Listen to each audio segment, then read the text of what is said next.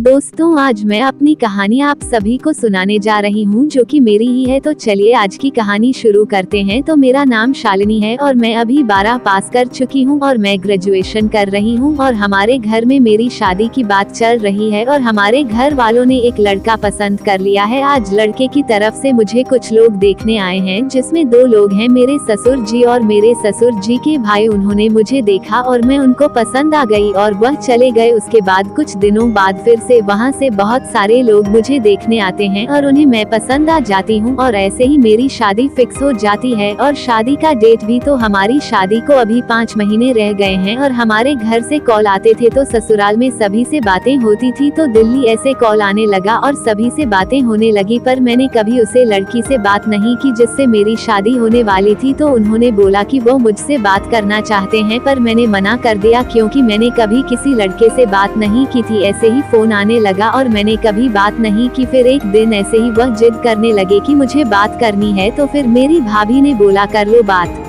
और जैसे ही मैंने मोबाइल को हाथ में लिया, मेरा पूरा शरीर और हाथ काटने लगे और मैं घबराने लगे। बड़ी मुश्किल से मेरे मुंह से आवाज निकाले और हम दोनों में थोड़ी सी हेलो हाय और किया और फिर मैं फोन को रख दिया। और ऐसे ही हमारी हर रोज थोड़ी थोड़ी बात होनी शुरू हो गई और अब धीरे धीरे मेरा डर भी खत्म हो रहा था और मैं बात कर पा रही थी। तो ऐसे ही हमारी धीरे धीरे बात होने लगी और बातों ही बातों में बहुत से सपने सजने लगे हमारे। और फिर धीरे धीरे हमारी शादी का दिन आ गया और मैं शादी की जोड़ी में सज धज के रेडी हो गई और बहुत ही धूमधाम से हमारी शादी हुई और मैं अब ससुराल आ गई। फिर जब मैं ससुराल आई तो मैं वहाँ का जो माहौल देखा वह मुझे बिल्कुल अच्छा नहीं लगा। फिर भी मैं एडजस्ट करके वहाँ पर कई दिनों तक रही और फिर मैं अपने मायके वापस आ गई। मायके में कई महीने रहने के बाद फिर से मैं अपने ससुराल में आ गई और ससुराल में आए हुए मुझे 4 से 5 महीने हो गए थे और एक दिन मुझे पता चला कि मैं प्रेग्नेंट हूँ। मैं बहुत खुश हुई और मेरे पति भी। कुछ दिनों बाद मैंने एक प्यारी सी बेटी को जन्म दिया। फिर कुछ दिनों बाद मुझे पता चला कि मेरे पति का बाहर किसी और के साथ अफेयर है और यह सुनकर मुझे बहुत बुरा लगा और मैं बहुत टूट गई। मैं कई दिनों तक रोती रही और फिर धीरे धीरे मैंने पता लगाया तो मुझे पता चला मेरे पति का शादी से पहले बहुत सी लड़कियों के साथ चक्कर था। ये सब सुन के मानो मेरे सारे अरमान टूट गए थे। मैं तो जीना भी नहीं चाहती थी, पर मैंने मेरी बेटी का चेहरा देखकर सोचा इसमें इसकी क्या गलती है और मैं सारा कुछ एक जहर के जैसे पीकर मैं सब कुछ भूल गए। मैं वहाँ पर रहेगी और आप मेरे और मेरे पति में थोड़े थोड़े झगड़ा भी होने लगे क्योंकि जब दरार आ जाती है तो वो कहीं ना कहीं इसका असर जरूर करती है। पर मैंने अपने पति को बहुत समझाया तो उन्होंने फिर किसी और के साथ बात करना बंद कर दिया और फिर कभी किसी लड़की से बात नहीं की। और फिर दिन बीते गए पर फिर भी मुझे यह नहीं पता था कि मेरे साथ ऐसा कुछ होने वाला है। और फिर एक दिन ऐसा होता है कि हम दोनों की बहस हो जाते हैं और उन बहस में ही मेरे पति ने मुझ पर हाथ उठाया। और जब उन्होंने हाथ उठाया तो मुझे बहुत बुरा लगा क्योंकि कोई पति अगर अपनी पत्नी को मारता है तो वह कभी भी अच्छा पति नहीं हो सकता। यह मुझे पता चल चुका था कि यह एक अच्छा इंसान नहीं है। फिर भी मैंने अपने परिवार के लिए, अपनी बेटी के लिए मैंने सब कुछ सहते हुए मैं वहाँ पर रहती थी, कभी किसी से कुछ नहीं कहा। फिर एक दिन ऐसा आता है कि यह सब बढ़ता जाता है और मैं एक पढ़ी लिखी लड़की होने के नाते मुझे ये सब बर्दाश्त नहीं हो रहा था। फिर एक दिन मैंने मेरे घर वालों को बता दिया। पर गांव घर में ऐसा होता है कि किसी बेटी को अगर कुछ भी हो फिर भी उसे ससुराल में रहना पड़ता है क्योंकि लोग और समाज उसे ताने मारते हैं, इसलिए मुझे भी रहना पड़ा। और ऐसे ही दिन पर दिन मेरे साथ बस शुरू की बढ़ती जा रही थी।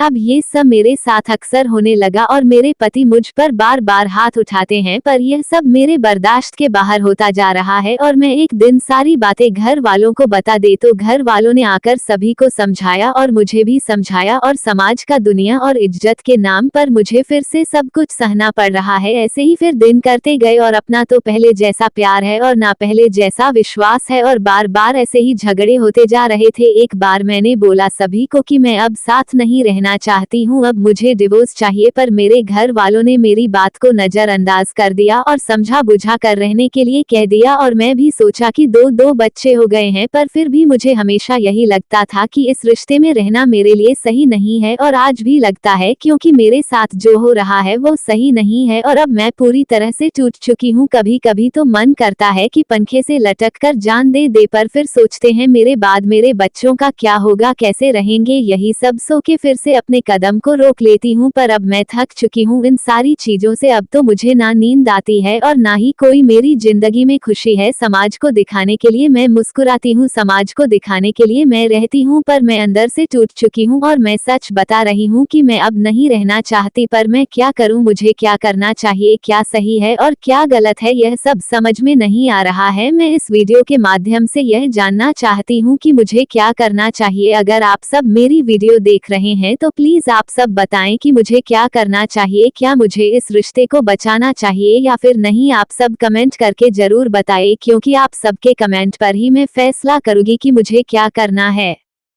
तो दोस्तों, मैं आप सबको बता दूं कि मुझे इस घर में किसी चीज की कमी नहीं है। भगवान का दिया हुआ मेरे पास सब कुछ है, दौलत है, शोहरत है, किसी चीज की मुझे कमी नहीं होती। पर एक अच्छा जीवन साथी नहीं है, इसी चीज की मुझे सबसे ज्यादा कमी है। तो आप सब बताइए, क्या मुझे इस रिश्ते को बचाना चाहिए या मुझे नहीं रहना चाहिए इस रिश्ते में। अभी तक मैं जितना जाना है और जितना सीखा है, मुझे लगता है कि सब कुछ होने से कोई मतलब नहीं होता। जब तक आपका जीवन साथी अच्छा नहीं है तो समझो आपके पास कुछ भी नहीं है, और इसी वजह से मैं बहुत ही ज्यादा तकलीफ में हूँ। मुझे कुछ समझ में नहीं आ रहा है, और जो एक बार हो जाता है उसका बार बार होते रहना, इसका मतलब यह है कि वो कभी नहीं बदलेगा। मैंने जितना ज्यादा बर्दाश्त किया है उतना ज्यादा हरकतें बढ़ती जा रहे हैं। अब मैं क्या करूं, आप सब कमेंट करके बताएं। आप सब बताएंगे तो मैं एक अच्छा फैसला कर पाऊंगी। आप सब ने मेरी कहानी सुनी और इतना प्यार दिया, इसके लिए आप सभी का धन्यवाद। कैसा लगा हमारा वीडियो कमेंट करके बताएं, और ऐसे ही और वीडियो देखने के लिए और मेरी कहानी सुनाने के लिए चैनल को सब्सक्राइब कीजिए।